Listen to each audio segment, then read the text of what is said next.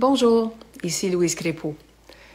J'aimerais qu'on regarde ensemble un passage qui se trouve dans le 4e chapitre du livre de Paul aux Philippiens et on va lire ensemble les versets 6 et 7.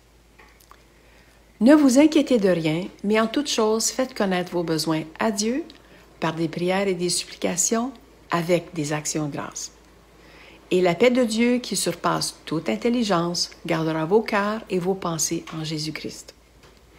À la lecture de ces versets-là, on voit que la première chose qui nous est recommandée, c'est de ne pas s'inquiéter.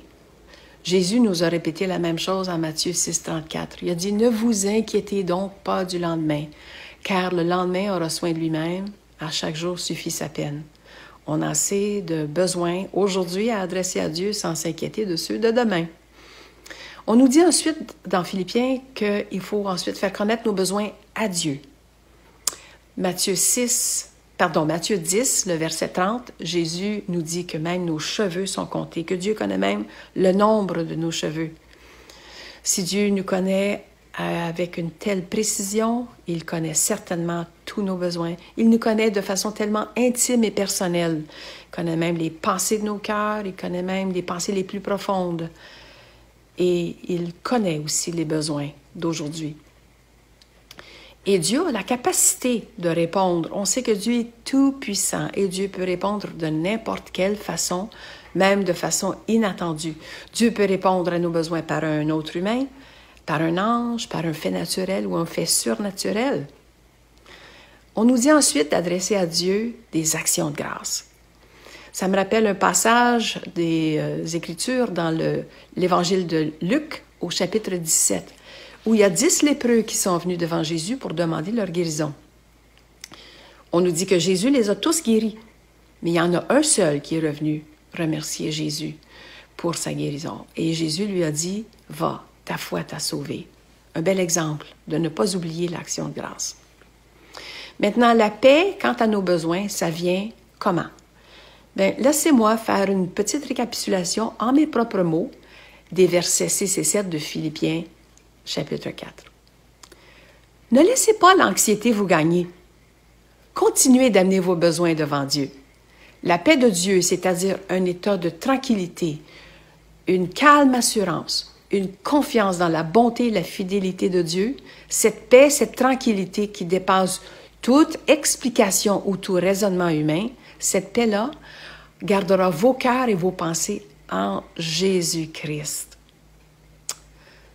Les actions de grâce, la gratitude, ça repose sur notre vécu avec Dieu. On le remercie pour les choses passées, les merveilleuses façons dont il est intervenu dans chacune de nos situations.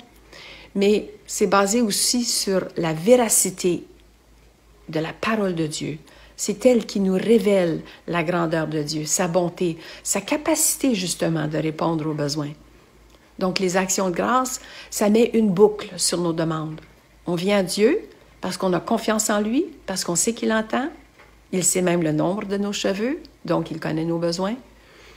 Mais on lui adresse aussi des actions de grâce pour fermer la boucle. On a confiance qu'il va répondre. Donc, je vous adresse ce défi aujourd'hui.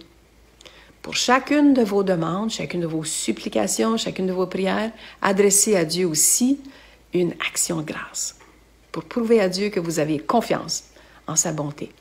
Prions. Bon Papa, merci que tu nous connais intimement. Merci que tu connais chacun de nos besoins, les besoins d'aujourd'hui, les besoins de demain.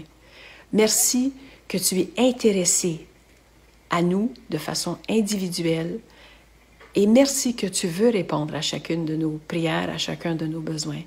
Donc, merci, Seigneur, d'entendre, merci de répondre et d'affermir la foi de chacun, qu'on soit toujours reconnaissant envers toutes tes promesses, toutes tes réponses envers nous.